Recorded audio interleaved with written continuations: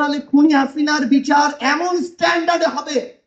পৃথিবীর সকল স্ট্যান্ডার্ড, সকল আইন যেটাকে স্ট্যান্ডার্ড হিসেবে মেনে নিবে। তো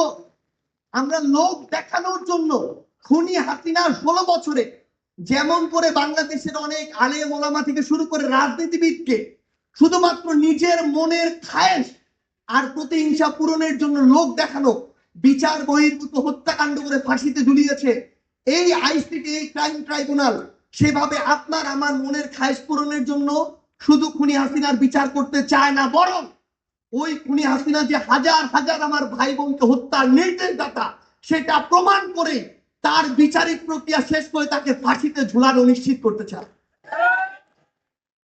তো আমরা যেন আমাদের জায়গা থেকে ওই সাস্টেইনেবল পরিবর্তনটার ধৈর্য ধরি, ওই অনুযায়ী প্রশ্ন করি, এবং অবশ্যই কেউ যদি এই পথ থেকে বিচ্যুত হয় তাকে সবসময় প্রশ্নবাণে জর্জরিত করি।